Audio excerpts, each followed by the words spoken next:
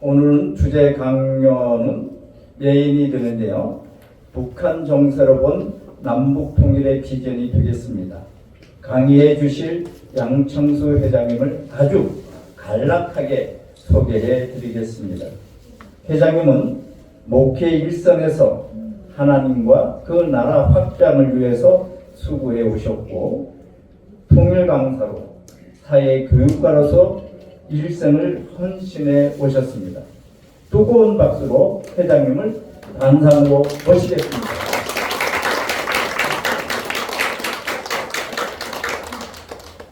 안녕하십니까. 반갑습니다. 우선 오늘 우리 덕양공원로에 결성하게 된 것을 축하드립니다. 우리 박대병 고모님 열정적인 기도를 해주시고 감사드리고, 우리 참사랑 참 은혜로운 찬양을 해주셨습니다. 또 아까 우리 고모님께서 소개하시는데 지금까지 남북통일 국민연합과 평화대사 참 통일운동에 열정적으로 참여하신 그런 어르신들이 참여하셨다고 말씀을 들었습니다. 지금까지 수고해오신 모든 분들께 참으로 감사드립니다. 이불을 좀 끄면 오히려 더 좋을 것 같은데요. 예. 얼굴이 안 보실까봐. 이게 보이는 건 좋을 것 같은데. 예. 우선 원로회라는 말이 뭔가 하는 거 먼저 좀 설명을 좀 해야 될 것 같습니다. 처음에 오신 분들은 영상을 봤지만은 원로회가 뭐냐 좀 의아해 하실 텐데요. 간략하게 설명을 드리겠습니다. 원로회는 3년 전에 한학자 총재께서 창설해 주셨습니다. 금년 7월 10일부로 우리나라 65세 이상 원로 어른들이 1000만을 넘어서 우리나라가 고령화 시대가 됐습니다. 어른들이 고령화 시대가 나이를 많이 먹으면 욕심이 노쇠해서 살펴줘야 되고 또 관리해야 되고 섬겨야 되고 참 부담스러운, 또 한편으로는 이제 복지 대상이 되는 그런 입장에서 좀 반갑지 않은 이런 의미로 생각할 수 있습니다. 그래서는 안 되고 일생 동안 쌓은 그런 격려와 지혜를 중심으로 해서 이 후대들을 돕고 그 지혜를 나눔으로써 보다 가정과 사회가 올바른 길로 이렇게 가도록 계도하고 인도하는 그런 일을 위해서 희생하고 봉사하는 그런 삶으로 스스로 존경받는 그런 어르신이 되기를 바라는 입장에서 원로회를 창설해 주셨습니다. 어르신들이 그렇게 살아야 되지 않겠습니까? 네. 그래서 한국에 16개 시도 지부를 두고 전국적으로 시군구에 조직을 확산해서 이렇게 결성대를 하게 됐습니다. 뿐만 아니라 이제 읍면동까지 조직을 확산을 해서 이런 운동을 더 확대해 갈 그런 계획에 있습니다.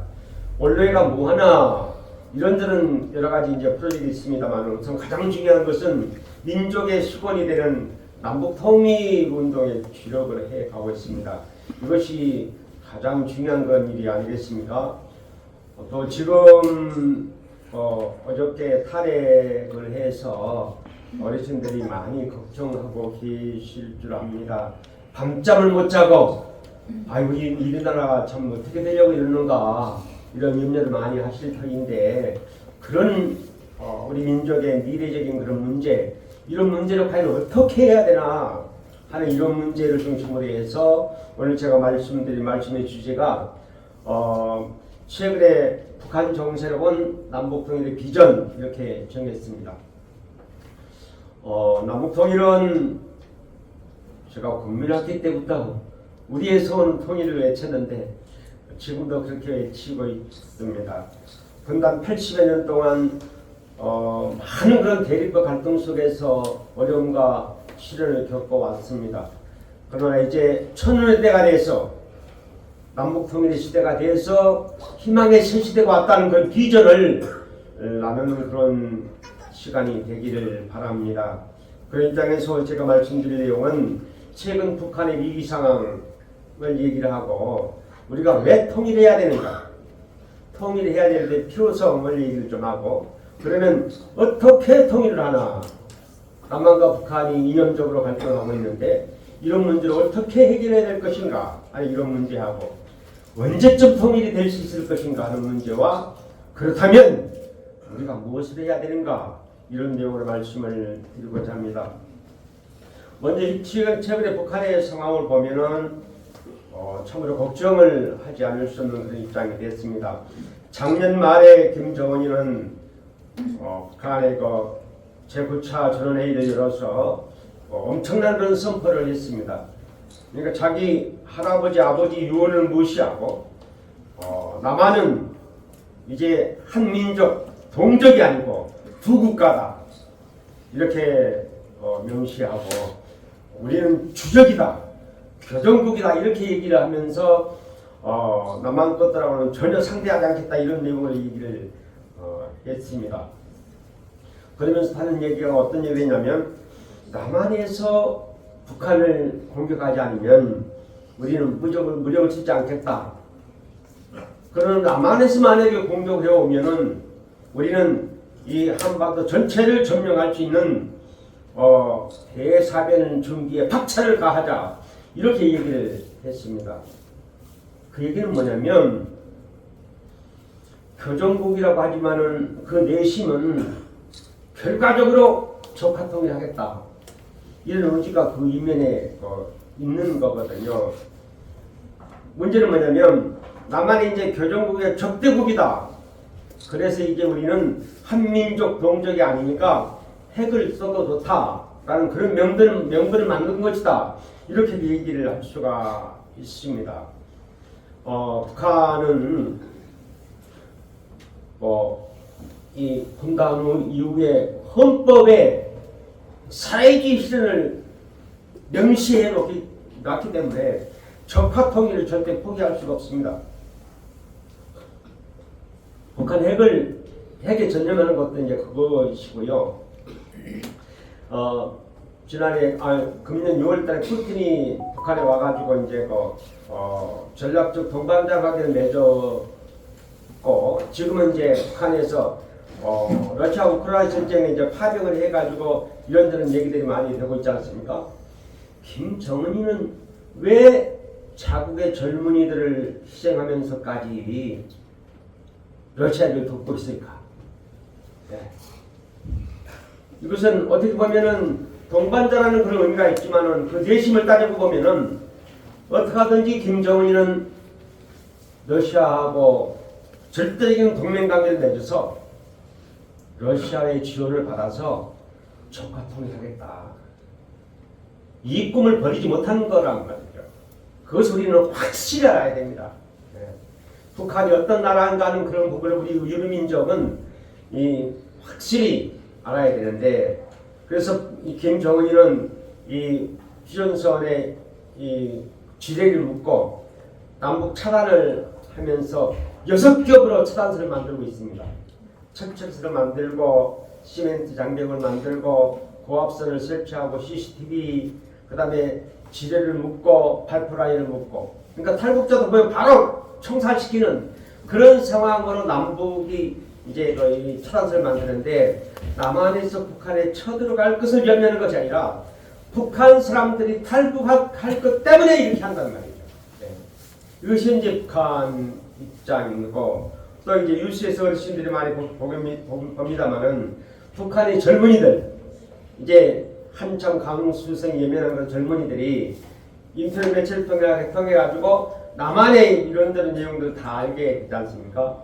영화도 보고 여러 가지 드라마도 보고 여러 가지 K-팝도 보고 하는 그런 부분에 대해서 이제 북한에서 완전히 차단하는 그런 법을 만들었습니다. 그래서 반동사상 문화 배격법이라는 것을 만들어 가지고 북한 젊은이들이 전혀 그걸 보지 못하게, 본 사람들은 이 한 30여 명을 공개 처형하는 그런 장면이고, 이거는 17살 된 그런 친구가 둘이서 드라마를 몰래 봤다가 걸려가지고 12년 노동 교화형을 이 공석상에서 받은 그런 장면입니다.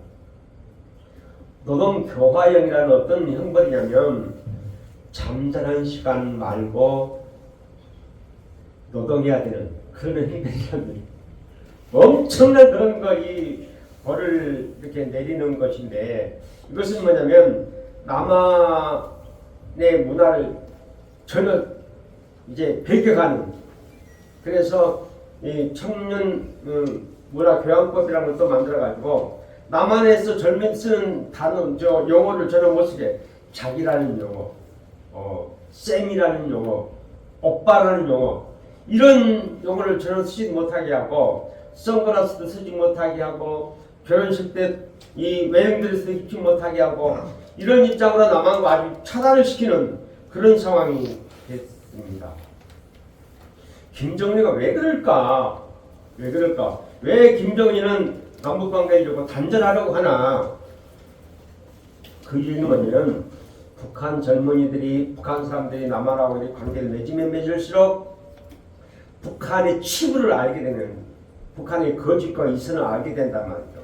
그러니까 이 남한의 여러 가지 인터넷 매체를 통해 가지고 남한이 사회가 얼마나 자유스럽고 또 이 성숙한 그런 문화, 풍요로운 우리 사회를 알게 됨으로써 북한 사람들이 북한 체제가 잘못되는 것에 따라서 알게 된단 말이죠. 그래서 북한 이 김정은 1인 독재 체제가 흔들리게 된다. 네. 그렇기 때문에 완전히 차단하고자 하는 그런 의미가 있고, 또 이제 이 남한하고 관계를 맺으면서 의식이 많이 변화됐습니다. 의식이. 그래서 북한의 결혼 상대 1순위가 탈북민 가족이랍니다. 그만큼 북한이 너무너무 가난하고 못 사는 그런 입장이 되기 때문에 북한 사회가 흔들리는 그런 입장이 된단 말이죠. 이것을 차단해서 남북관계 단절로 체제 유지하겠다. 김정은 1인 독재 체제를 유지하겠다. 그래서 핵무력 강화를 완성하겠다. 그래서 국제적으로 건재한 그런 북한 사회를 보여줌으로써 여러 가지 독재적 관계를 이루어서 경제적인 그런 복구를 하고 체제를 회복하고, 그래서 결과적으로는 뭐냐면 결과적으로는 적화통일하겠다 겁니다. 김정은이 김일성, 김정일, 김정일부터 북한 체제가 모든 것이 적화통일에 포커스를 맞춰져 있습니다. 우리 이것을 상한시도 우리는 이런 문제를 간과해서는 안 된다고 저는 생각합니다. 이런 입장에서 우리가 통일이 꼭 해야 되나 이런 생각을 많이 갖게 되는데요. 젊은 사람들일수록 통일이 뭐 필요 있어 이렇게 생각합니다. 지금 그 바른 언론 시민연대 조사한 걸 보게 되면은 통일이 필요하다는 사람이 24%, 필요 없다 모르겠다는 사람이 75%입니다. 우리 사회의 이 통일에 대한 그런 의식이 이런 국민의식이 갖고 있는 그런 상황인데 그냥 그대로 살지 이렇게 생각하는 사람이 많거든요. 또 지난 9월에는 이 전 대통령 이 비서실장 했던 임종석 씨가 이렇게 또 얘기했습니다. 통일하지 맙시다. 그냥 따로 함께 살면서 서로 존중하고 서로 돕고 같이 행복하면 좋지 않을까요? 통일을 해야 한다는 강박관념을 내려놓읍시다. 헌법 제3조 영토조항을 지우든지 개정합시다. 국가보안법을 폐지하고 통일부터 정리합시다. 이분이 이렇게 얘기했다는 거죠. 이렇게 얘기하는 것 때문에 더 젊은이들의 경우에는 그렇지 통일할 필요가 뭐 있어 이렇게 생각을 많이 하고 있습니다. 그런데 이 사람은 대학생 때부터 전대에 의장했던 사람이고 평생을 통일운동했던 사람인데 이렇게 얘기했단 말이죠. 김정은이가 하는 일을 돕자는 건지 모르지만은 아무튼 그렇습니다. 아무튼 그런 상황 속에서 우리가 과연 우리 국민의 의식이 이런 상황에서 통일할 필요가 있나 이렇게 생각할 수 있지만은 제일 중요한 것이 뭐냐면 북한에서 이 남한을 척파하겠다는 그런 의지가 이 시퍼렇게 지금 살아있다. 그래서 늘 우리는 걱정하지 않을 수 없는 이 문제가 있습니다.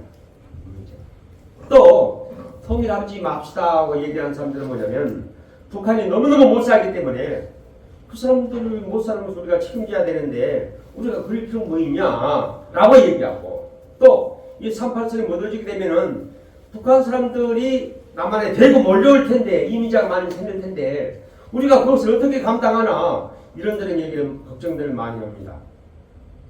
그런데 실제로 남북 통일이 되면은 어떤 이익이 있는가 하는 그런 문제를 현대경제연구소하고 서울대학교 통일평화연구소에서 발표한 내용을 보게 되면은 남북이 합해서 통일이 되면 우리 국민이 8천만이 돼서 내수 시장이 확보된과 동시에 이제 이 거대한 민족이 된다 하는 그런 부분이 있고 또 이제 이 국방비가 지금 이 남이나 북이나 국방비가 계속 늘어납니다만은 2050년까지 2,000조가 절감이 된다 국방비가. 그 다음에 북한의 지하자원이 이 엄청난 지하자원이 있어가지고 이 지하자원 6,000조를 북한의 노동력과 한국의 기술이 이제 개발하게 되면은 엄청난 경제적인 그런 부가 이룰 수 있다 이렇게 얘기를 하고 있고요.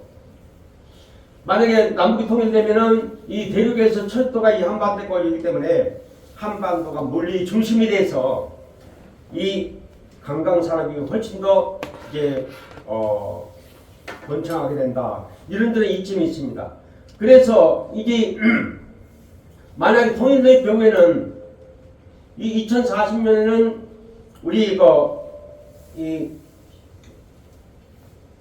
우리 민족은 독일보다 더 많아지고 국방력은 프랑스보다 더 이제 강해지고 또 경제력은 영국보다 더 훨씬 초래해가지고 G4가 되고 2050년에는 G2가 된답니다.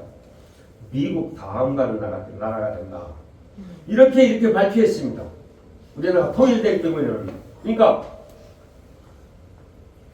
통일을 하느라고 통일 비용이 북한을 잘 살기 위해서 통일 비용이 든다는 것 그것은 훨씬 능가해서 통일 편익이 엄청난 이익이 돼서 G2가 된다. 그래서 국민소득 86,000달러가 된다라고 얘기를 했습니다. 86,000달러는 하나로 계산하면 1억 2천만 원입니다. 우리나라 국민의 8천만 국민의 한 달, 아니 1년간 국민 평균 소득이 1억 2천만 원. 1억 2천만 원. 네. 그러면 한 달 수익이 1,000만 원씩 되는 그런 시대가 된다. 이렇게 발표했습니다. 그러니까 우리 국민의 지금까지 앓고 있던 이 남북의 이런 여러 가지 이 불안한 그런 것을 완전히 청산하고 세계적인 강대국으로 갈 수 있는 이 길이 통일이다. 이렇게 얘기를 하고 있습니다. 그런데 최근에 북한에서 김정은이는 12살 김주애를 이제 4대로 세습한다고 이런 얘기를 하고 있잖아요. 그 얘기는 김정은이가 지금 몸무게가 145kg, 고혈압 당뇨로 3년 이상 못 산다. 그런 얘기가 있습니다. 만약에 김정은이가 사망한다 그럴 경우에는 이 남한에서 북한단 전체가 우리나라다 이렇게 할 수 있을까요? 한국에서 가능하겠습니까? 중국이 가만히 있겠습니까? 이 러시아가 가만히 있겠습니까? 이 지도는 만약에 김정은이가 사망할 경우에 이렇게 분할 점령하자라고 중국에서 제안한 겁니다. 중국에서. 그래서 중국, 러시아, 미국 이렇게 분할 점령하자. 만약에 이렇게 되면은 정말로 우리나라가 곤란할 겁니다. 예를 들어서 예멘이 35년 전에 통일이 됐는데 지금도 네 분이 계속하면서 3분 4일 돼가지고 4분 돼가지고 계속 이 어려움을 겪고 있잖아요. 계속 이 내부를 하느라고 경제적으로는 아주 참 어려워져가지고 중동에서 가장 못 사는 나라가 됐습니다. 만약에 우리가 김정은이가 사망하면 우리나라가 그런 꼴이 안 된다고 어떻게 보장합니까? 우리 땅인데 강대구에서 마음대로 자기들 마음대로 이 찢어박혀가지고 이 나라가 앞으로 어떻게 될 것인가 하는 걸 생각하면 심각한 그런 문제가 있습니다. 이럴 때 우리가 민족 자주성을 가지고 주체의식을 가지고 이 나라를 통일하겠다는 확실한 그런 의식을 우리가 가져야 합니다. 내 나라를 내가 지켜야 됩니다. 왜 다른 나라들이 우리나라를 마음대로 자기들이 찢어박습니까? 우리 국민들의 의식을 확실히 가지고 주체적인 의식을 우리가 가져야 할 그런 때가 아닌가 이런 생각을 합니다. 그러면 우리가 어떻게 우리가 통일해야 될까? 문제는 뭐냐면 이 좌우 이대로이기 때문에 지금까지 대립을 하고 있는데 이것을 어떻게 극복해야 되나? 이게 참 중요한 문제입니다.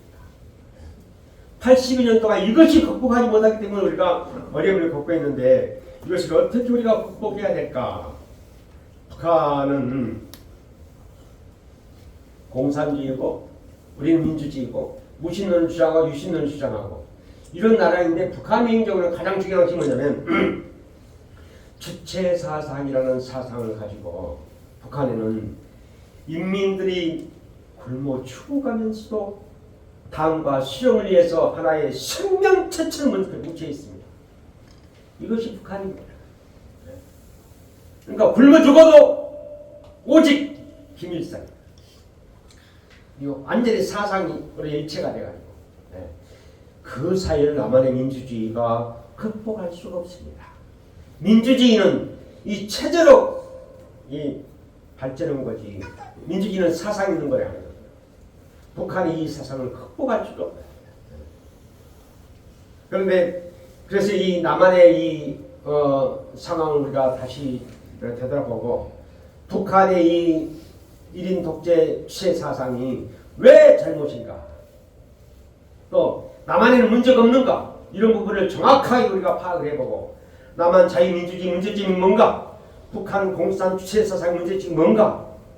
그래서 확실히 알아야 이것을 극복할 수 있는 대안을 우리가 만들 수 있기 때문에 그 문제를 생각을 해 보겠습니다. 먼저 남한을 보면은 우리 참 남한은 대단합니다. 이 서울의 모습인데요. 한강의 기적을 이루어서 세계적인 기적과 같은 그런 경제 대국이 됐습니다. 전후에 70여 년 동안에 대단한 그런 나라가 되는데 이 나라, 이 우리나라를 미국의 유명한 그런 포브스라는 잡지에서 전 세계적으로 이제 여러 가지 이제 점검을 해보면서 대한민국의 세계 6대 강국이다 이렇게 선포를 했습니다. 세계 6번째 나라 우리나라가 그 정도로 대단한 나라다. 또 국방력은 5위랍니다. 국방력은 그런 대단한 나라가 되는데 이런 나라를 누가 만들었습니까? 누가 만들었을까요? 우리 어르신들이 만든 거 아닙니까? 이 전후에 참 우리나라가 어렵고 헐벗고 굶주리고 참 버릿고개 그런 어려움을 겪으면서 그래도 나라의 미래를 위해서 여러 가지 많이 좀 희생하고 봉사하고 자녀들을 잘 양육하느라고 문법 하다가 애쓰고 그런 거 좋느라 이런 사회를 만드는 거 아닙니까? 예. 우리 원로들이 오늘 우리 사회를 만들었습니다. 우리 원로들을 위해서 박수 한번 하시죠. 우리나라는 자유민주주의입니다. 자유민주주의 국가의 자유민주주의는 자유주의와 민주주의와 결합된 그런 정치제도입니다. 이 민주주의는 17세기 프랑스 혁명으로부터 시작합니다. 프랑스 혁명의 가장 중요한 그 이념은 뭐냐면 자유, 평등, 박애였습니다. 자유는 세상을 중세시대 암흑시대에서 우리가 탈출해서 인간의 본성을 중심으로 삼고 자유로운 그런 세상에서 살자. 또 평등한 세상에 살자. 그것을 기독교 정신인 박애 정신을 중심으로. 그런데 문제는 뭐냐면 이 박애 정신이 제대로 실행되지 못하기 때문에 이제 이 문제가 생기게 되는데요. 그런 입장에서 우리나라는 자유민주주의 시장 경제를 통해서 우리가 발전해 왔습니다. 시장 경제를 통해서 발전해 오다 보니까 서로 경쟁하지 않으면 안 되는, 경쟁하다 보니까 이익이 개인주의가 이제 또 극대화되는 그런 입장이 됐습니다. 그래서 물질 이기주의 시대가 되면서 이기주의 개인주의가 이제 만연하고 경쟁주의 시대가 되다 보니까 중요한 것이 뭐냐면 인간성이 파괴되고 천륜을 잃어버리고 윤리 도덕을 모르고 양심을 저버리고 교만과 탐욕으로 적대적인 경쟁 관계를 계속 하다 보니까 미움과 원망의 사회가 됐습니다. 우리 사회가 서로 이해하고 서로 진정으로 사랑하는 마음, 그런 마음이 아니라 적대적인 그런 관계를 가지고 있는 우리 사회입니다. 이것이 이제 이 자유민주주의의 가장 중요한 문제가 되는데요. 그러니까 이제 홉스가 말한 것처럼 만인이라는 희생이 이 자본주의 모순이다라고 이분이 얘기했는데 이게 지금 이런 사회가 우리 사회가 됐습니다. 이런 사회가. 그러면서 한국 사회의 가장 큰 문제는 저출산, 고령화, 이제 사회 양극화로 얘기하고 있습니다. 아기를 낳지 않잖아요. 물질 위주의 시대가 되다 보니까 사람이 귀한 걸 몰라.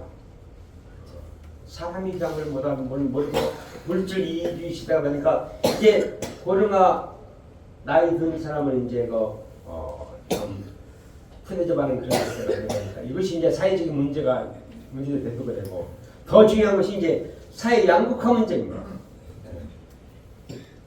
이 경쟁 사회가 되다 보니까 돈 버는 사회가 되잖아요. 돈 버는 사회.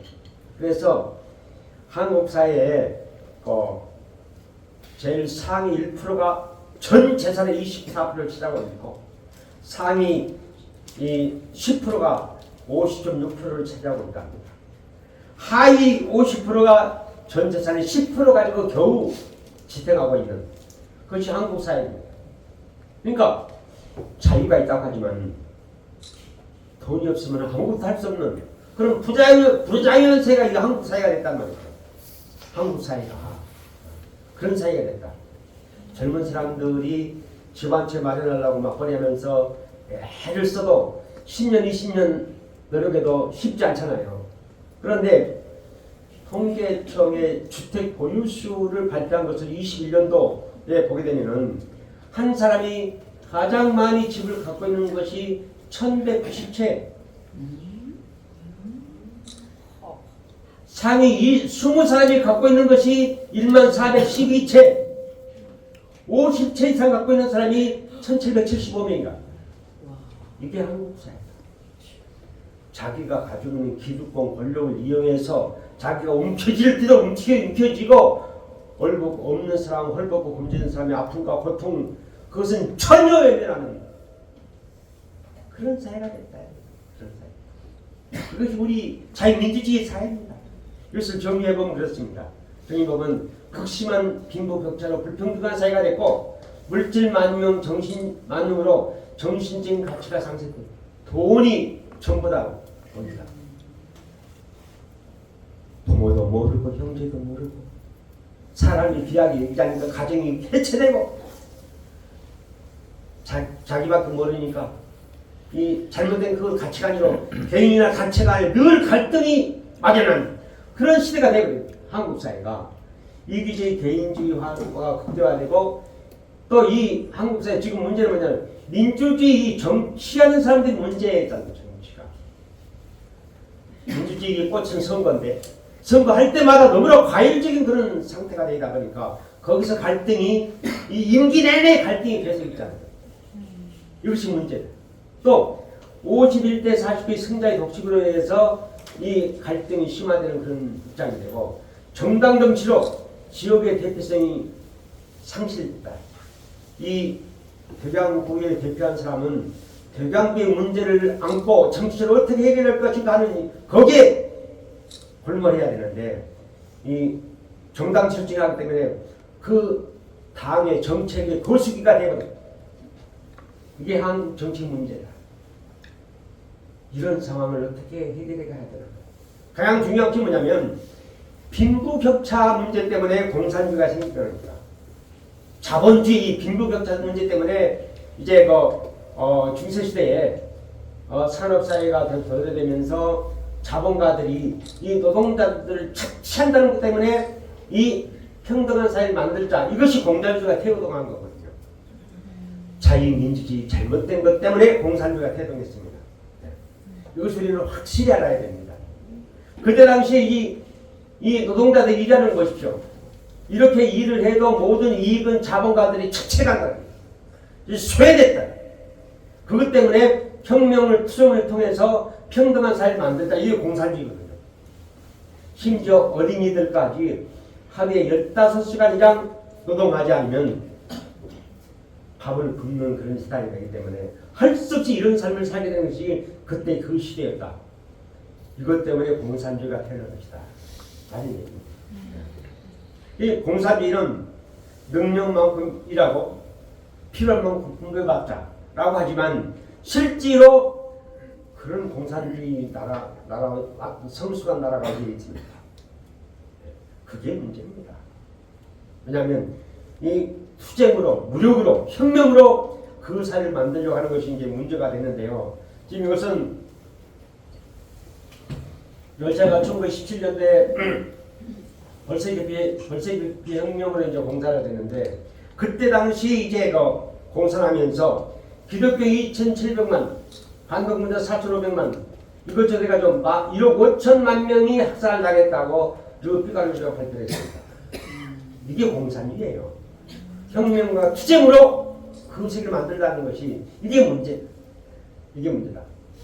중국도 172만 8천 명이 학살당했고, 캄보디아 이 폴포츠가 전 국민의 3분의 1을 완전히 이 살상해가지고 이 킬링필드 유명한 이런 역사를 만들어 냈지 않습니까? 이 비참한 역사를. 이게 공산주의입니다. 공산주의다. 그러니까 공산 평등한 사회가 된다고 하면서도 이 물질적인 평등을 추구하다 보니까 계급사회가 돼서 끝없는 그런 투쟁만 계속하고 있는 것이 공산주의다. 이거 우리가 확실히 알아야 되는데, 공산주의 중에서 가장 악독한 공산주의가 북한입니다. 북한은 1인 독재 체제가 되는 완전히. 북한은. 그래서 이 김일성을 신으로 보시는 신정국가가 됐습니다. 북한에는 김일성 생일을 태양절로 해서 크리스마스처럼 지내고 있잖아요. 북한에는. 그러니까 김일성이 신이야. 신. 북한에는. 그래서 신정국가가 됐어. 김일성을 위해서 죽고 사는 그런 민족이 됐단 말이죠. 북한 사람들은 이 몸마음 다 바쳐 오직 조선을 위해서 충성되게 한다. 이런 사상을 뭉쳐 있습니다. 이런 사상이 되게 하기 위해서 전국에 주체 사상탑을 5,175개, 동상을 김일성 동상 연구소를 이렇게 만들어 가지고 아침 저녁으로 덕보회를 통해 가지고 사상 교육을 계속하는 그런 세상을 만들어서 김일성은 민족의 시조요, 신적 존재요, 영생의 부여자요, 구원자 이렇게 성격이 있는 것이 북한 사회다. 북한이 처음에는 막스레인주의를 이용을 해가지고 이 북한 사회 형성됐습니다만은 80년대에 들어서면서부터 주체 사상을 유일한 그 이념을 만들고 막스레인주의를 버렸습니다. 이 주체 사상을 중심으로 해가지고 북한이 완전히 이루어졌는데요. 그 부분을 우리가 확실히 해야 됩니다. 주체 사상이 뭔가? 한국의 주체 사상을 추종하는 많은 사람들이 있는데 왜 추종해야 하는가? 이 부분을 간단하게 설명하는 것은 쉽지 않지만은 중요한 부분은 제가 얘기를 해 보겠습니다. 이 주체 사상론을 김정일이가 이 식권으로 이렇게 됐기 때문에 그 철학이 상당히 좀 방대합니다. 가장 중요한 골자는 뭐냐면 이 주체 사상은 계급투쟁과 폭력혁명을 목표로 해서 이루어진 겁니다. 이런저런 미사역을 많이 했지만 결과는 뭐냐면 북한은 남한 사회를 격화했다는 포커스가 거기에 있는 것을 확실히 알아야 됩니다.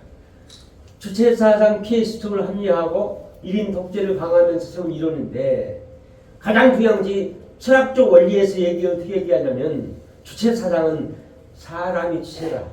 사람이 중심론이다. 라고 얘기했습니다. 몇 년 전에 어떤 대통령이 선거 캐치프레이즈로 사람 정신은 얘기했잖아요. 그것이 맞는 걸로 알아요. 그러니까 사람 중심론이라 얘기해가지고 사람이 중심이고 주체이고 사람 위주로 살아야 된다. 다분히 인간적이고 인본적이고 민족주의적인 그런 의식이 있는 것 같지만은 철학적 원리는 그렇게 설명합니다. 사람이 그런 사람이다. 그런데 이런 원리에 의해서 역사 발전을 하기 위해서 투쟁하기 위해서는 인민이 주체다라고 얘기해요. 인민이. 사람들이 모인 인민이 주체다. 사람이 주체가 아니다. 그래서 주체는 인민대중, 역사는 인민대중의 자주성을 위한 틀린 역사, 인민대중의 역사와 사회를 창조적으로 변혁해야 된다. 인민들이 혁명해야 된다. 라고 주장하기 때문에 인민이 주체로 나옵니다. 그런데 수령 영도론에서는 주체가 사람 중심이 아니고 인민이 아니고 수령이 주체로 나옵니다. 수령이 모든 것을 결정하고 수령밖에 없는 이 주체사항이 이렇게 됐어요. 그래서 당이 결심하면 우리는 한다. 김일성 수령은 영원히 우리와 함께한다. 김일성의 사회 역사적 생명은 영원하다. 수령론이 이렇게 됐답니다. 네. 그래서 계급투쟁혁명의 이론으로 투쟁을 위하여 살육과 파괴를 정당화하고 법치화시킨 것이 주체사. 남한의 종북 주체사를 갖고 있는 사람들이 이 문제로 확실히 알량한 사람 중심론을 가지고 현혹돼가지고 공산주의 좋다는 것이 아니고 그 부분을 확실히 지금까지 공산주의 나라가 지금까지 진행되는 거 보고 북한 사회를 보면 확실히 하게 되는데 북한 주체사상이 뭐가 문제냐. 인간을 고등고등법이나 물질, 폭력, 혁명의 도구로 본다. 사람은 개인적인 생각이나 자기 철학이나 자기 의식이나 이것을 완전히 무시하고 혁명의 도구를 봅니다. 그래서 당과 수령 목적에 부합될 때만 인간이고 부합되면 파리 목숨과 같이 숙청하는 것이 북한이다.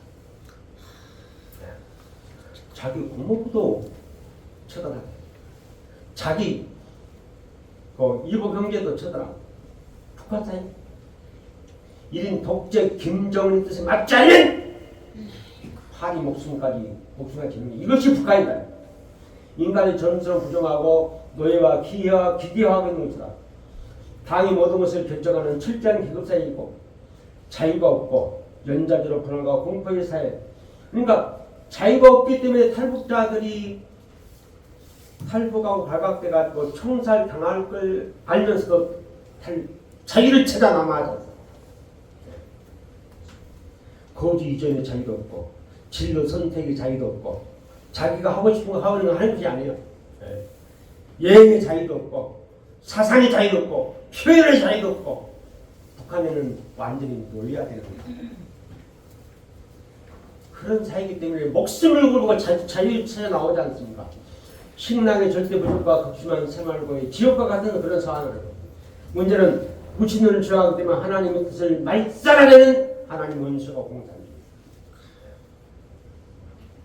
기독교는 하나님 원수 공산주의 문제를 먼저 해결해 가야 되면 기독교의 가장 큰 책무입니다. 이렇게 이 공산주의 사회가 이런 세상인데 종북 주체 사상을 갖고 있는 사람들은 이 강화문에서 김정은 화연식을 한다고 하는 그런 일도 보내주고 그러고 있지 않습니까? 만약에 지금 남한에서 주체 사상에 취해가지고 그런 운동 하는 사람들이 남북이 통일됐을 때 김정은이가 통일 대통령이 되면 그 사람들을 통일 한국 이루기 위해서 경적자로 해가지고 우대할까요? 그 사람들 대접할까요?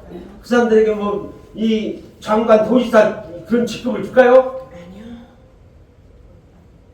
남한에서 자유주의 문화에 지금까지 성장이 왔고 이 물질 문화의 이 한락에 저지됐던 사람이 김정은이하고 코드가 맞겠습니다.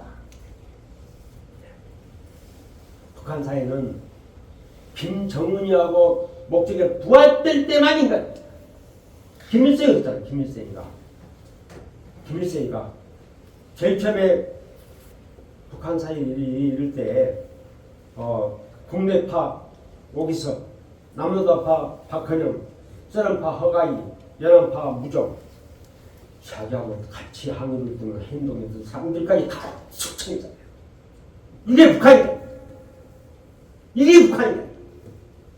남한에서 전국 주체 사상 갖고 있는 사람들이 이런 사람 확실해.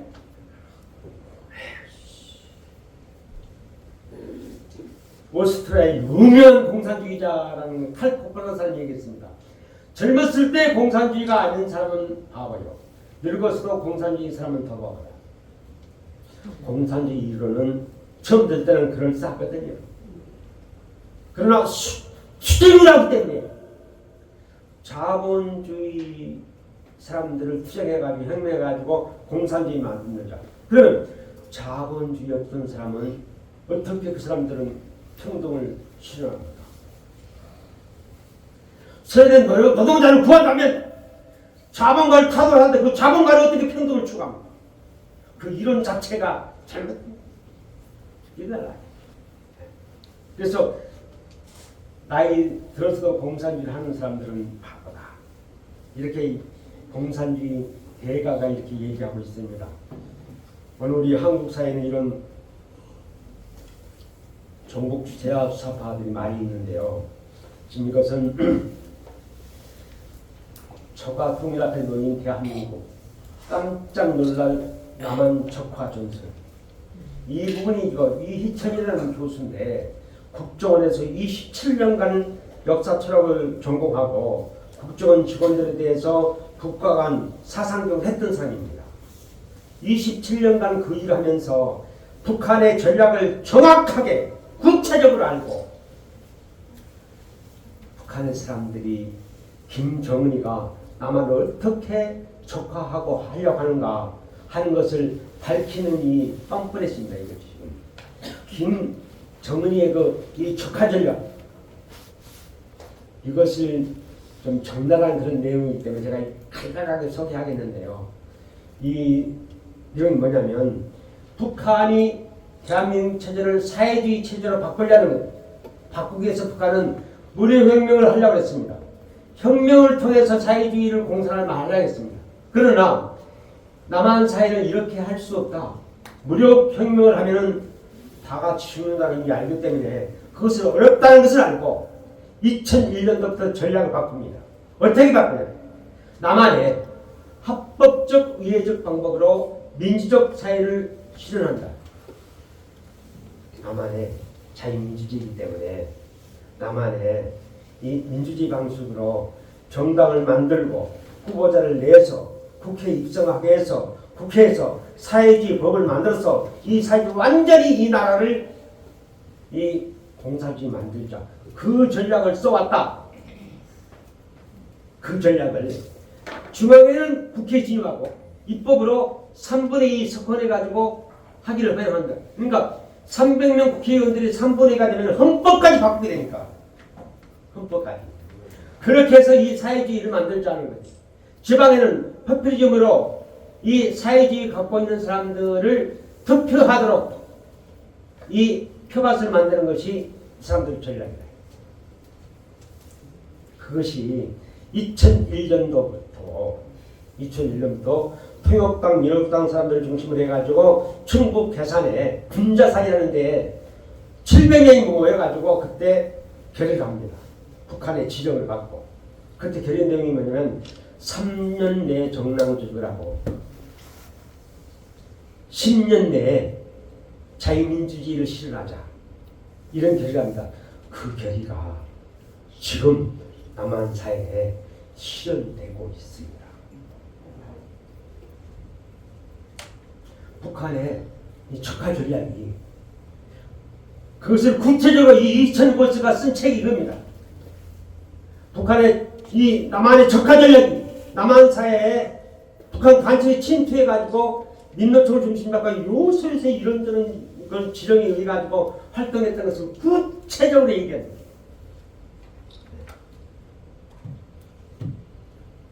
이거 다 얘기할 수 없고 제가 부탁을 어른들한테 드립니다. 집에 가셔서 유튜브에 이희천 교수라고 치면 이 양반이 강의한 것이 여러 편 나옵니다. 이거 꼭 좀 봐주시면 이석기가 통진당이 결성한 것이 왜 결성됐고 북한의 지령을 받아 통진당 결성을 했고 아우 사건으로 통진당이 해산하게 되자 그때 사람들이 진보당으로 다시 들어와서 2024년도 20대 총선에 정부 경제연합을 바탕으로 해가지고 친명계로 대거 공천을 줘가지고 국회에 입성한 사람들이 그 사람들이다 그러고 구체적으로 이 사람이 얘기하고 있습니다. 남한을 공산하기 위해서 아주 오늘 집에 와서 꼭 좀 봐주시길 부탁을 드리고요. 문제는 뭐냐면 이 문제를 이제 과제를 드리고 그런 상황은 우리는 어떻게 할 거냐 이게 우리가 먼저 해야 되는 일입니다. 그러니까 남북한의 통일 대안은 남과 북이 더불어 함께 사는 길인데 그 방법이 뭐냐? 남한 사이에 이런 문제가 있고 북한 사이에 그런 문제가 있는데 그러면 우리가 어떻게 이 문제를 해결할 것이냐? 이게 문제입니다. 어떻게 이 문제를 우리가 해결할 것이냐? 문제는 자유민주주의 체제를 북한에 관여할 수 없습니다. 주체 사상을 남한에 관여하면 더욱 안 됩니다. 민주주의 자유와 공산주의 평등을 동시에 실현하고 좌우 이념을 하나로 묶는 제3의 이념이 나와야 됩니다. 그 체제가 바로 하나님주의, 애천의 내국 주의사상이다. 그러니까 북한 주체사상 가지고 안 되고 남한 자유주의 이 문제 갖고 안 된다. 이 주입사상을 해야 된다. 이 주입사상을 해야 된다는 것은 참고 왜냐하면 민주주의와 공산주의, 무신론, 유신론, 헤브라이즘, 헬레니즘 이것이 인류 역사를 말할 수 없는 피해의 역사로 만들어왔습니다. 이 문제를 해결한다는 이 문제를 이 역사를 새롭게 바꿀 수 있는 이 대안이 뭐냐? 이런 문제를 이제 문성은 성대님께서 이제 말씀인데요. 공산주의를 좌익이라고 합니다. 민주주의 우익이라는 문제입니다. 좌익은 왼쪽 날개, 우익은 오른쪽 날개. 이게 계속 싸우고 있지 않습니까? 우리 한국 사회, 한 국회도 계속 싸우는데 이 싸움이 언제까지냐?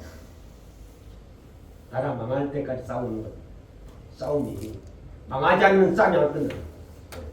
그런데 이 좌익이 자기가 잘났다. 자기가. 우익도 자기가 잘났다. 그렇지 않습니까? 좌익 사람들이 아무리 왼쪽 날개를 잘 젓는다 하더라도 오른쪽 날개가 고전을 맞춰주지 않으면 무슨 소용이 있겠습니까? 오른쪽 날개가 날개짓을 아무리 잘해도 왼쪽 날개가 고전을 맞춰줘야 되는데 이게 안 하면 좌우가 온전히 진행하기 어렵다. 왼쪽 날개, 오른쪽 날개가 완전히 컨트롤해서 잘 가르치도록 컨트롤할 수 있는 컨트롤 타워! 그것이 머리다. 그래서 두익사상이다. 머리 들자를 써서. 이 두익사상을 중심으로 해서 공생, 공영, 공의주의사를 만들자. 이것이 제3의 사상이다. 이렇게 말씀을 드리고 있는 것입니다. 그래서 남북한 통일에 대하는 이것은 두익사상인데 그것은 하늘 부모님주의다. 부모주의입니다. 네. 남북한이 싸우는 것은 형제간의 싸움인데 형제간의 싸움을 말릴 수 있는 것은 부모여야 말릴 수 있습니다. 형제가 싸울 때 부모가 말리지 않습니까? 남북한이 싸우는데 그래서 하늘 부모의 주의로 이 남북한의 문제를 풀어야 된다. 그래서 투익사상이다. 이렇게 말씀드릴 수가 있고요. 하늘 부모주의 이것이 통일대안인데 남북한의 통일대안은 하늘 부모주의 이것이 효정사상이다. 이 문제는 조금 어려운 문제이지만은 쉽게 제가 말씀드리겠습니다. 이것이 통일의 골짜기입니다.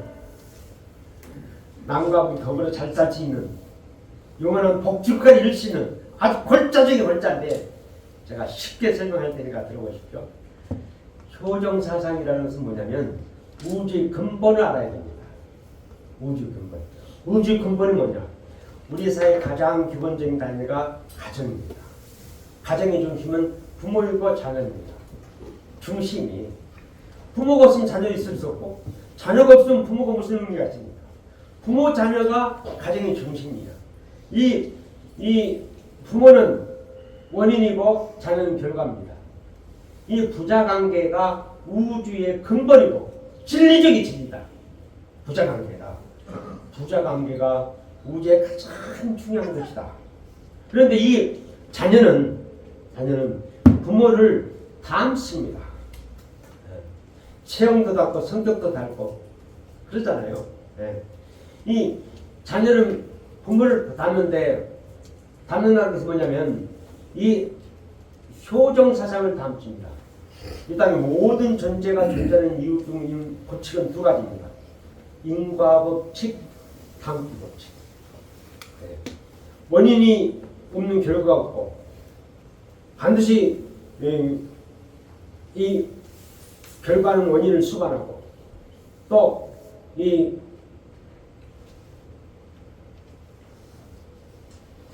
결과는 이 원인을 담고 원인 결과 이것이 이제 존재 법칙인데요. 그래서 자녀는 부모를 닮습니다. 닮는 게 뭐냐면 효정을 닮아요. 효정 사상이라는 것은 뭐냐면 효정 사상이라는 것은 양심의 보편적인 원리에 따라서 이제 이 종적으로 부모가 자식에게 베푸는 그런 사랑에 대해서 올린 사랑, 이것이 효라고 얘기해야 됩니다. 올리는 사랑. 부모가 자식에게 베푸는 엄부자모에 대한 그 사랑에 대해서 자식이 올리는 사랑, 이것이 효라고, 그 부모에 대한 효로 형제자매가 나누는 것이 정이랍니다. 이 효정으로 인간은 살아가는 효정. 우리 어른들의 가장 우리 사회 중심적인 동력이 효 아닙니까? 효정으로 인간은 살아가게 됩니다. 효정으로. 이것이 근본이다. 이 효정을 잃어버리니까 이제 문제가 생기게 되는데요. 이 효정 사상이라는 것은 뭐냐면 부모의 지고지순한 사랑을 형제간에 나누는 삶을 추구하는 것이다. 이랬을 때 올바른 그런 사회가 될 수가 있다. 이것으로서 이제 그 민주주의 문제와 사회주의 문제를 해결하게 되는데요. 왜냐하면 민주주의는 자유를 추구하잖아요. 자유를 추구하는데 부모를 외면하고 부모고 모르고 이기주의 개인주의가 만연하다 보니까 자유가 오만하고 교만하고 자기 욕심을 하다 보니까 내 자유가 나를 구속해요. 이게 민주주의 문제점이거든요. 그래서 부모를 중심 삼은 자유가 돼야 된다. 이것이 효정입니다. 효정을 중심 삼고 민주주의 문제가 해결되고 사회주의 문제는 평등하다는 건데 물질적인 평등을 하다 보니까 계급사회가 되거든요. 내가 갖는 것, 소유력, 이것 때문에 계급사회가 되어버리는데요. 부모를 외면하고 부모를 중심 삼은 평등이 돼야 합니다. 그때 온전한 평등이 되는 거거든요. 평등. 그래서 공산주의 문제가 해결됩니다. 소유 문제 때문에 평등이 있게 되는데, 그러니까 부모를 중심 삼은 국민학생, 중학생, 고등학교, 대학생들이 받는 용돈이 다 똑같습니까? 아니잖아요. 부모의 심정과 사랑을 중심 삼은 평등, 이것이 진정한 평등입니다. 그래서 효정을 중심 삼고 민주주의 문제가, 공사의 문제가 해결되시다는 겁니다. 문제는 뭐냐면 형제를 사랑하는 그 사랑으로, 형제를 위하는 그 위함으로, 형제를 그리하는 그 그리움으로 이 남북한이 통일돼야 된다. 남북한 통일되는 가장 중요한 요건은 뭐냐면 부모가 자식을 사랑하는 그 사랑으로 형제가 하나 되는 데있다. 라는 얘기. 북한의 그 김일성이와 같은 고향에 살고 양반이 국민학교 후배입니다. 김영석 교수라고 한국의 철학의 거두죠. 이분이 이제 지금 105살인데요. 통일은 정권이 아닌 남북 동포가 하나 됩니다. 동포가 하나 됩니다. 그래서 끊어진 동포 사이에 마음부터 이어가야 된다. 이렇게 얘기했습니다. 노 철학자가 이 1947년대 이분이 남아있는데 지금까지 이 통일되기를 얼마나 기다렸겠습니까? 이분이 이렇게 얘기했습니다. 진정으로 남북이 사랑하는 그런 마음 가지고 우리가 해야 된다. 이걸 얘기하고 있습니다. 이런 뜻을 가지고 1991년도에 문천명 선생님께서 김일성을 만납니다. 이 사랑을 그래서 주체사상을 버리지 않으면 북한은 망한다. 이걸 얘기해. 주체사상은 안 된다. 안 된다. 하나님주의를 받아들여라. 이거 강조하기 위해서 이제 목숨을 무릅쓰고 북한에 간 거 아닙니까? 이 방법을 통일하는 것이 하나님이 받았을 뜻이다. 하늘 부모님을 중심 삼으니 그런 사람들이 가야 된다. 라는 얘기입니다. 그러면 하늘 부모님에 대한 그 사랑은 어떤 사랑인가 하는 것을 조금 더 좀 미리하게 얘기를 해보자면 그 사랑은 하늘 부모지인데 그 사랑을 참사랑이라고 얘기합니다. 하늘 부모가 자식을 사랑하는 그 사랑이 참사랑이다. 이 참사랑을 가지고 우리가 남북이 통일돼야 되는데 그 사랑은 어떤 사랑인가? 부모가 자식을 사랑하는 사랑입니다. 부모가 자식을. 네. 그 사랑을 얘기해보면 이렇게 얘기할 수 있습니다. 부모는 자식에게 언제든지 제일 좋은 것을 줍니다. 그렇죠? 네. 부모는 언제든지 먹을 것, 입을 것, 마실 것 제일 좋은 것 주잖아요. 네. 그게 부모 마음이에요. 네. 부모의 사랑이 그런 사랑이다. 뿐만 아니라 죽어도 더 주지, 더 잘해주지 못해서 미안해하는 사람. 그게 부모 마음이에요. 한없는 사랑. 또 아무 조건이 없이 주는 사람. 학교 보내고 대학교 보내고 학원 보내고 명품 잠바 사입했다 해가지고 다 기록이 넣습니까? 보면은 그게 아니죠. 무조건 기록. 대가를 받아야 합니다. 그 사랑이에요. 뿐만 아니라 누구든지 원수라는 개념이 없다. 자식들도 때에 따라서 부모에게 좀 저항하는 자식도 있고 욕되게 하는 자식도 있지만은 자식이 그럴수록 부모 마음이 어땠습니까? 똑같이 원수 마음을 갖습니까? 그게 아니잖아요. 내 잘못이다. 부모 잘못을 알잖아요. 그게 부모다. 그 부모 사랑이 하늘하고 있는 거다. 그 사랑이 하늘 부모 사랑일 때는 그때는 인종과 국교를 존중해서 그런 사랑하게 된다. 이것이 부모 사랑입니다. 이렇게 얘기하면 요즘 부모들은 이렇게 안 하는 사람도 있잖아요. 그렇잖아요. 왜 그런가? 우리 사회가 부모를 모시는 사회가 돼서 부모를 모시는 삶 속에서 효정이 심성이 양육돼야 이런 사랑할 수 있는데 부모를 모르고 살면 이런 참된 사랑할 수가 없습니다. 부모를 모시고 산다는 것은 뭐냐면 지고지순한 그 부모의 사랑, 그 부모의 사랑이 하늘 부모의 사랑이 됩니다.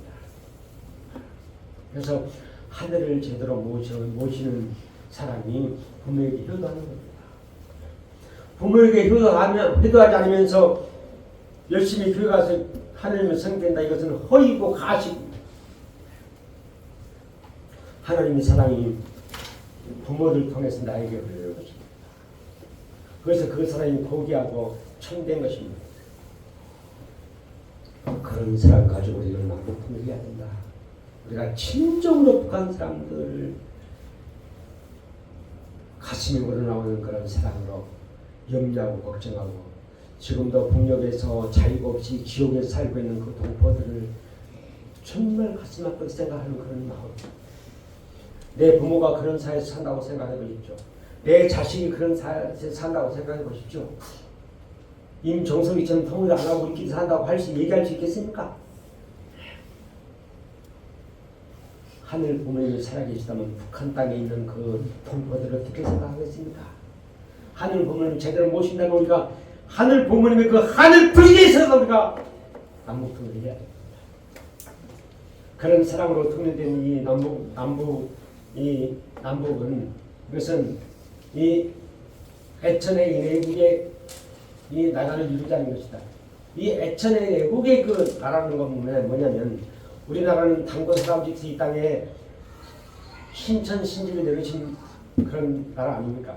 우리 민족은 천선민족입니다. 단고 하나님께서 경천호의 광명의 세상을 만들자고 했는데 그것이 애천의 내국입니다. 이 애천의 내국이 우리 삶 속에 나타난 것이 공생공영 공유주의 사회를 만들어가야 되는데 이 공생공영 공유주의는 뭐냐면 공생이라는 것은 하나님을 부모해서 모두가 잘 사는 사회 이것이 공생주의고 공영주의는 뭐냐면 현재 민주주의 정치제도 문제를 완전히 개혁해가지고 정말 복지사회 만들 수 있는 그런 정치라자. 그 정치가 뭐냐면 하늘 부모 정치다.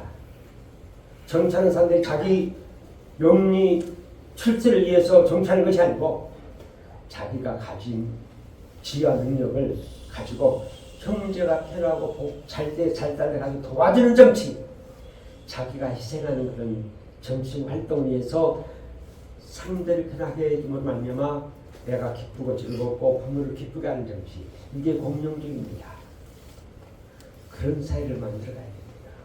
그런 사회가 되려면 공의주의가 돼야 되는데 개인이나 단체나 진정으로 양심이 요구하는 대로 진실을 다해서 윤리와 도덕을 중심 삼고 참되 벗어남 정의로운 그런 삶을 살므로 말미암아 바른 삶을 살아가야 될 때 이런 사회가 된다. 이런 사회를 만들자. 이것이 하나님이 바라는 그런 참사랑의 이 복지국가다. 그런 통일한국을 만들자. 그래서 하나씩 청년님께서 말씀하시기를 남북 통일은 인간의 힘으로는 풀 수 없습니다. 하늘의 뜻을 중심할 때 통일이 이룰 것입니다. 남북이 하늘 부모님의 아들, 딸을 형제님과 가면할 때 진정한 통일이 시행될 것입니다. 지금도 문 총장님께서는 이 한학철 총장님께서 일생을 이 운동을 했지만 지금도 이런 바람을 가지고 우리에게 이런 사회를 만들자고 요구하고 있습니다. 그런 통일의 때를 만들어 가야 됩니다. 뒷사람을 중심 삼고 하늘 복을 모시는 그런 세상을 만들어 가야 남북이 영원한 복지국가를 이룰 수 있다. 라는 그런 말씀입니다. 그런 통일 때가 언제 올 거냐? 정말 통일될 수 있을 것인가? 독일이 갑작스럽게 통일됐습니다만 이 남북이 언제쯤 통일될까? 이것이 또 우리의 관심사인데 통일이 되는 것은 인간이 노력도 해야 되지만은 천을이 통해야 됩니다. 천을의 운세를 감지해야 됩니다. 그래서 이제 그렇게 이제 그것을 아는 분들 몇 사람은 소개할 텐데요. 영국의 신학자인 이 사람은 한국은 통일될 것이며 엄청난 영적 물질적 부강함을 하나님께서 한국에 쏟아부어 주실 것이다. 한국을 열강 중에 뛰어난 나라로 세울 것이다. 이렇게 이 양반이 예언을 했습니다.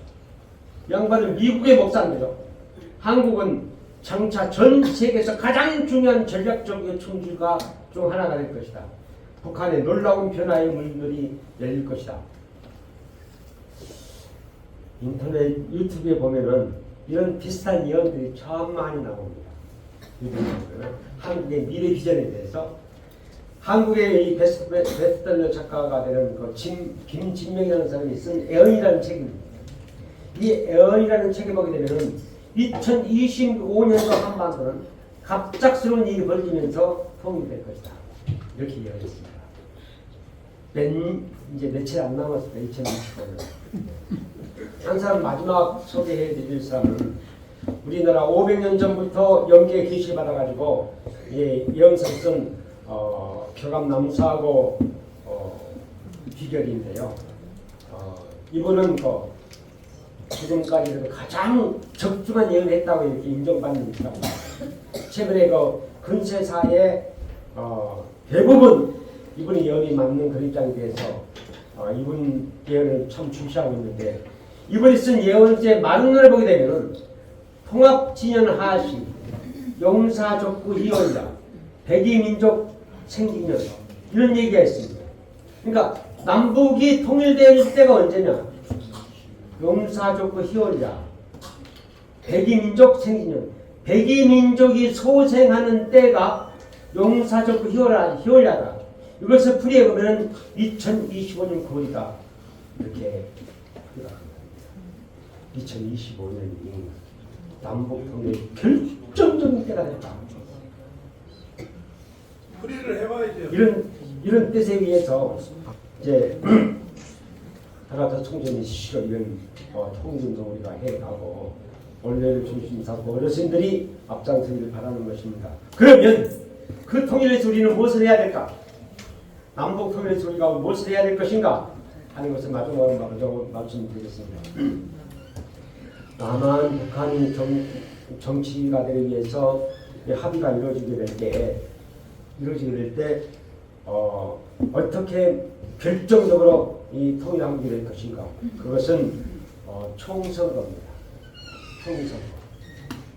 이 민주주의 방식으로 해야 되기 때문에 총선거인데 인구 비례제나 지역 비례제로 유엔 감시하기 총선거나 남북한이 결정한 선거 감시를 위해서 선거를 할 수가 있다.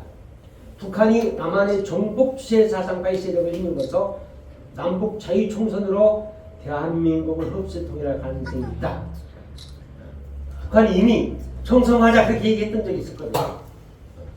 남한에 황장혁 씨가 97년대 한국에 이제 망명해가지고 한국에 있으면서 2005년도에 얘기하기를 북한에서 교육해가지고 보낸 감척이 5만 명이다.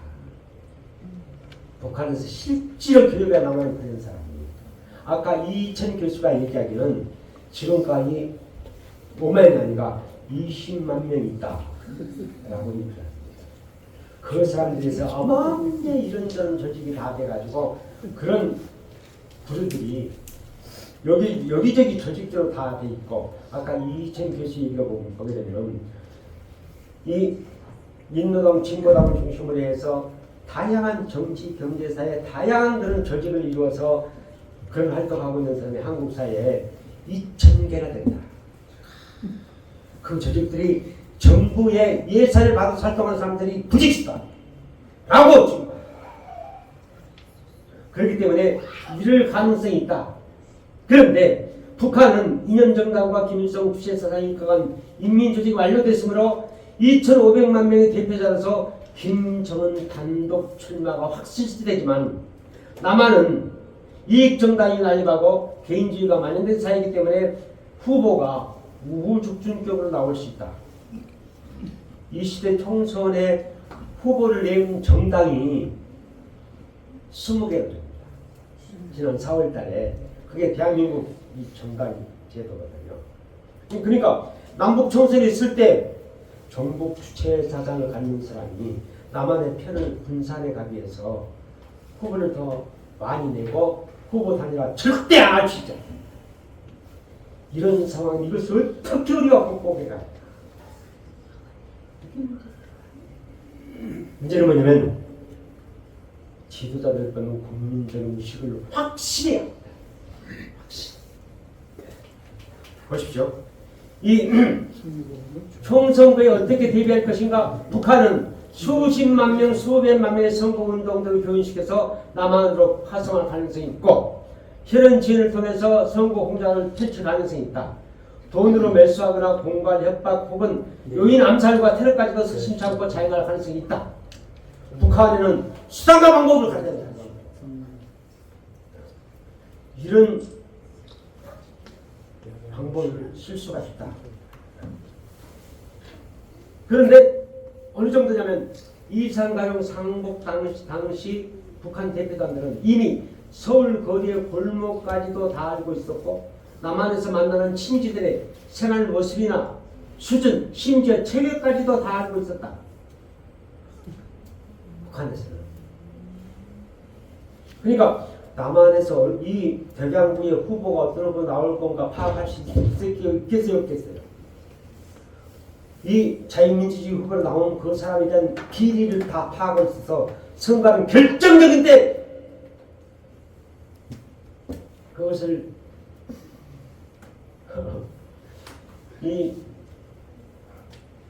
알려가지고 낙선시키는 그런 작전을 펴고 있기 심각한 문제입니다. 심각합니다. 이미 북한에는 한국의 지역 비례해서 다 황해도도 황해남북도 양강도 자강도 다 지역 비례제를 다 만들어 북한 선거 대비. 남한에 그런 선거 준비를 하고 있는 단체가 어디입니까? 누가 하고 있습니까? 국가에서 이런데 국가에서 하고 있습니까? 국회에서 죽을 쓰고 있는데 심각한 문제가 있어요. 어떻게 해야 되냐? 가장 중요한 것은 뭐냐면 이 민주주의이기 때문에 선거를 하게 되는데 어떤 사람을 지도자로 뽑는가? 이게 문제예요. 어떤 사람을 뽑아야 될까? 김정은이가 바라는 사람을 뽑지 말아야지. 주체사상을 세계 글씨를 이루자는 주장하는 내용을 나만의 주장해서 뽑지 말아야 되지. 그렇지 않습니까? 그게 뭘 것인가? 그게 뭐냐? 국가보안법을 폐지하자고 주장하는 사람.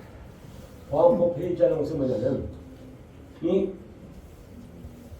김일성 주체사상은 남한에서 마음대로 교육하고 활동을 하고 공산주의 만드는 그런 활동을 하자.